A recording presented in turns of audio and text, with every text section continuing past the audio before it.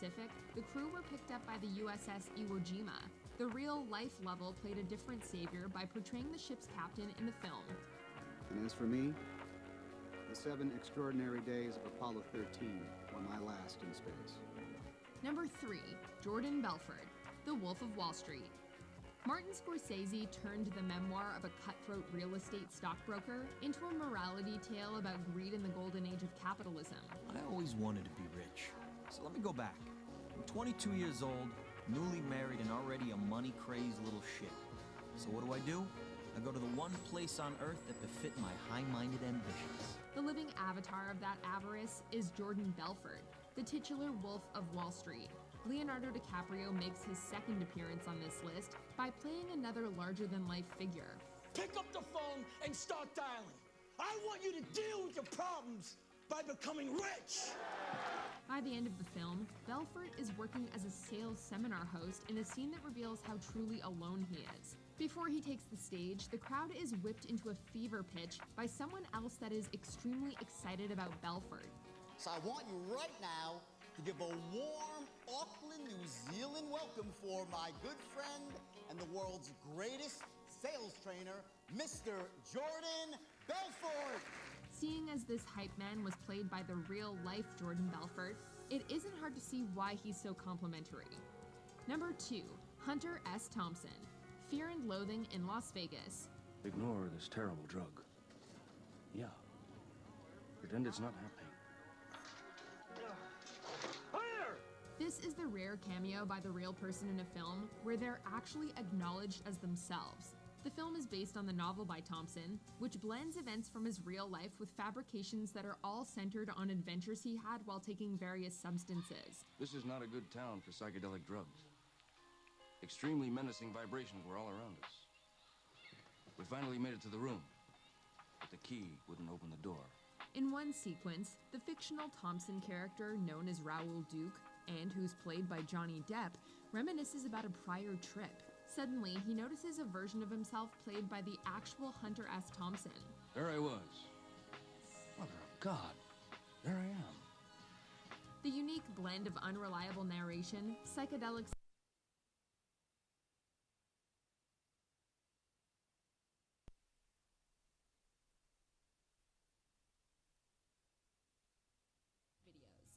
the option to be notified for occasional videos or all of them. If you're on your phone, make sure you go into your settings and switch on notifications. Number 1, Tommy Wiseau, The Disaster Artist. And I go back to my dream, and everybody say, "You're such a crazy guy, you're such a stupid guy." I said, "I don't care. I'll do it." Yes. I know I can do it. I get that.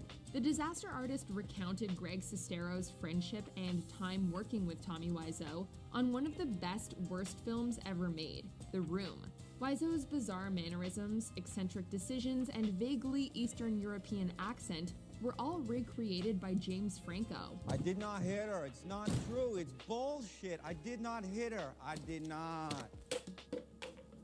Oh, hi, Mark. Those that stuck through the credits were treated to a scene where Franco's Wiseau is approached by a strange mustachioed guest at a party. The guest's odd inflections and seemingly random dialogue made him as off-putting and bizarre as the fictional Wiseau. That is, of course, because Franco was acting against the real Tommy Wiseau. You think you have long hair, you own the world? That's the idea? I stop you right there. What is this accent? It sounds familiar. You from New Orleans? Yeah, so what? Seeing the pair of them play off each other was hilarious in the weirdest way. Do you agree with our picks? Check out this other recent clip from Watch Mojo, and be sure to subscribe and ring the bell to be notified about our latest videos.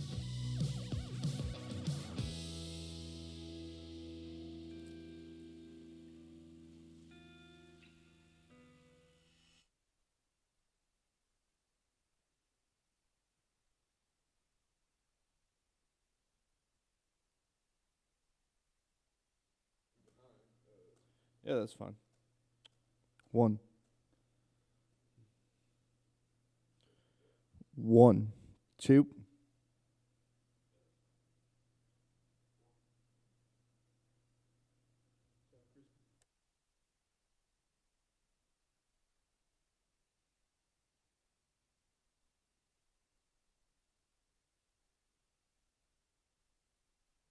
2021. Yo, this is the best thing ever. For this list, we're looking at moments that made us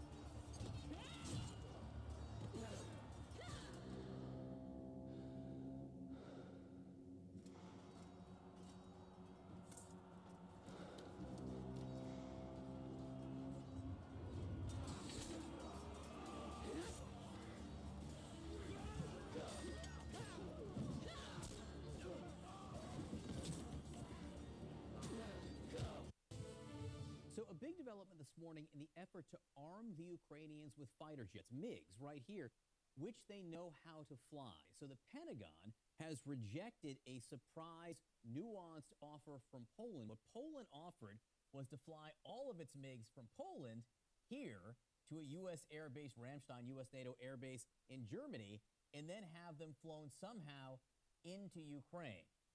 The Pentagon calls that offer untenable. CNN's Barbara Starr is live at the Pentagon with the latest here. What's going on with this, Barbara? Well, John, untenable for the very reasons you just drew on that map. So let's keep the map up.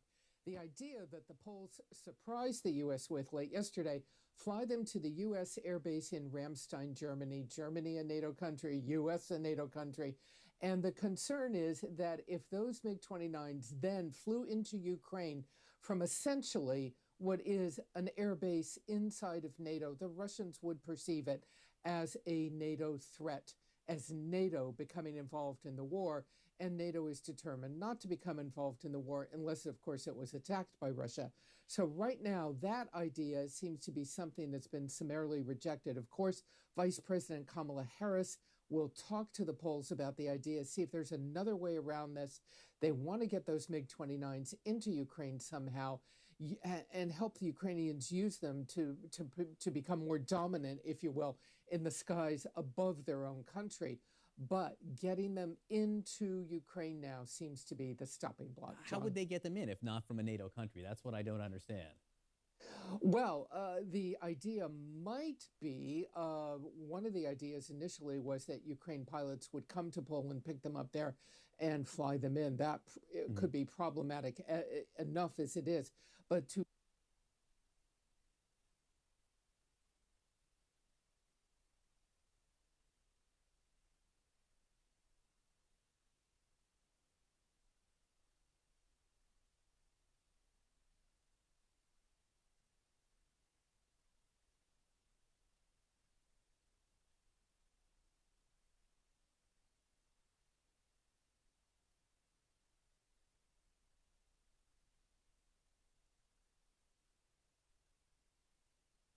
I love a good club sandwich.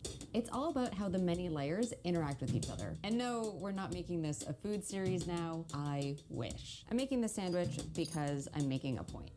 And I'm hungry. Sometimes, chemically speaking, it's all about the layers. Whether you're making a sandwich or one of these, a chemically superpowered jacket. Just the thing for when the temperature is unpredictable. Like when it goes from a comfortable 72 and sunny to 35,000 degrees in under a second.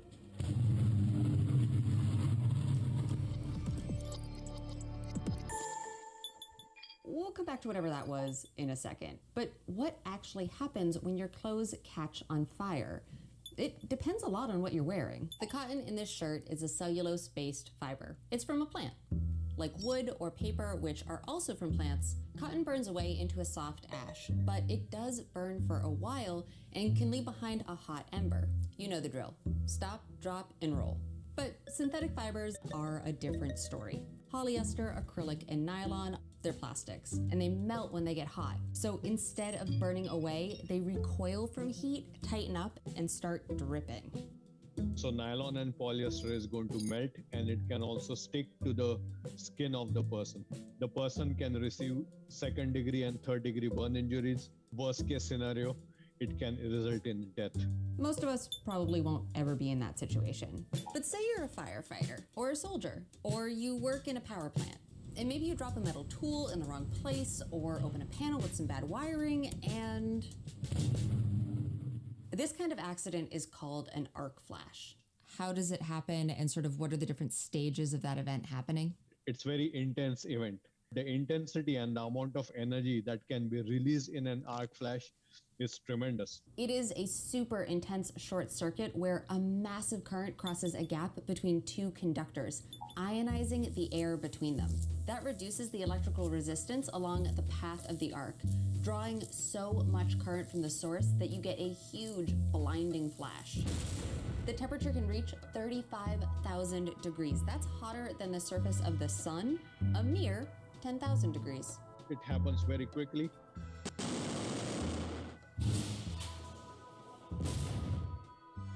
all that energy is now directed towards the person.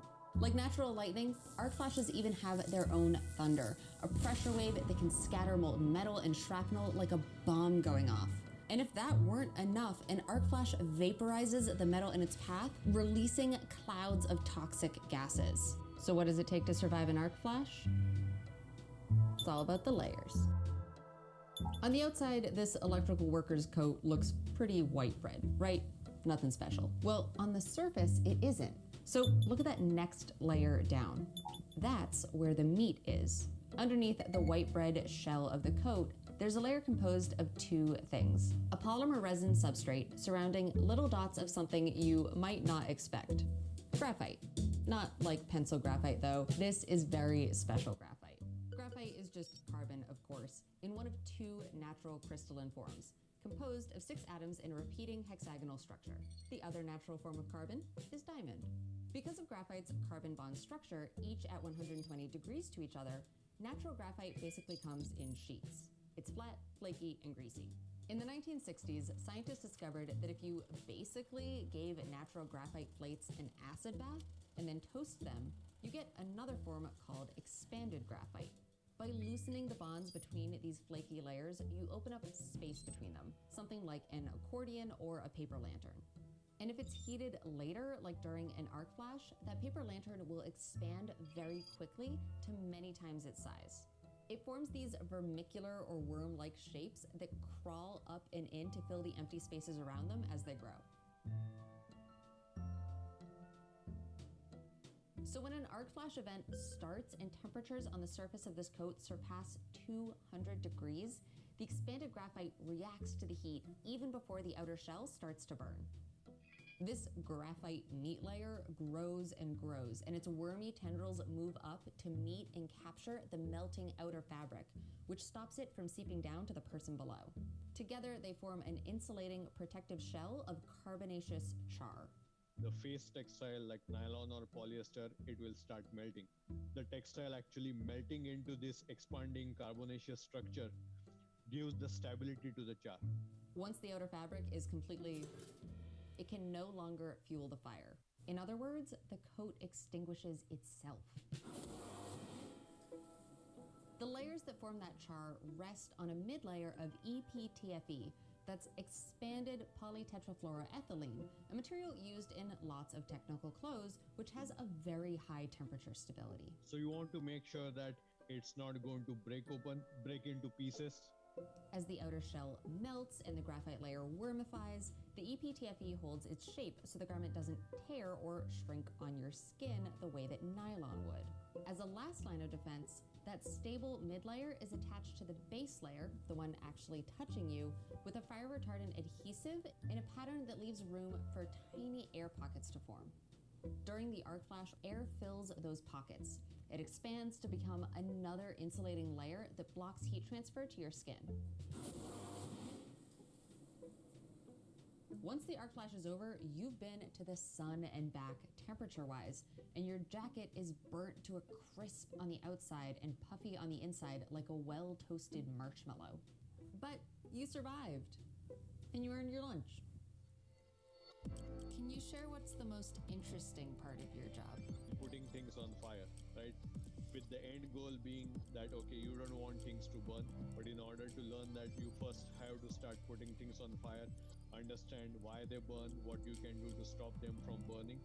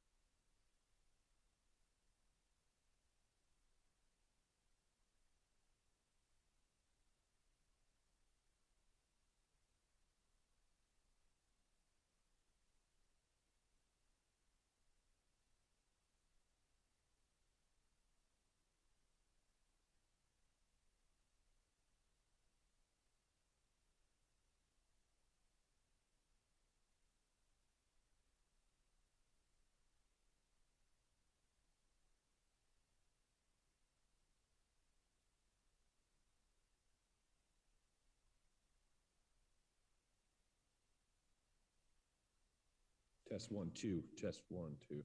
Yes.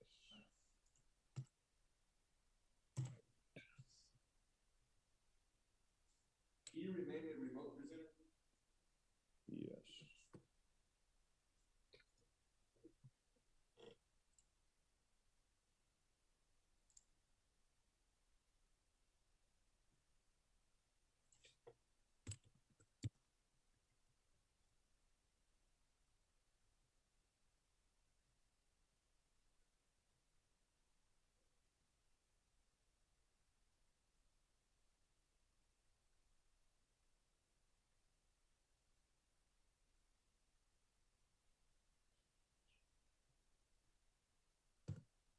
You want to make it more like one of the next full bullshit.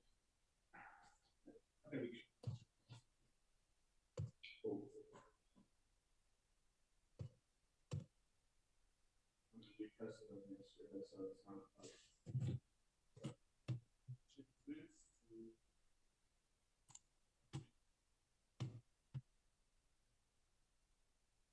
There we go. Now we're cooking.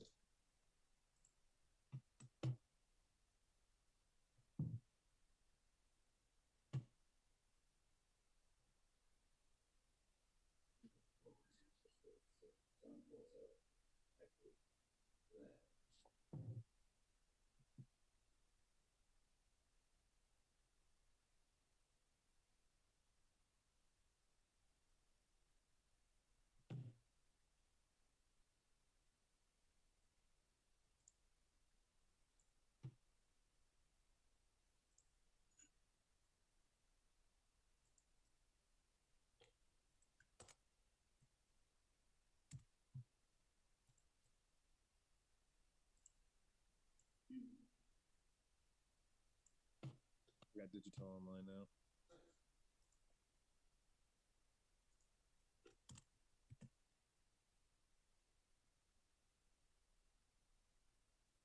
Are you still routing to Digital? No, but I can start whenever you need to. Yeah, do that. Because he's here now. Stream.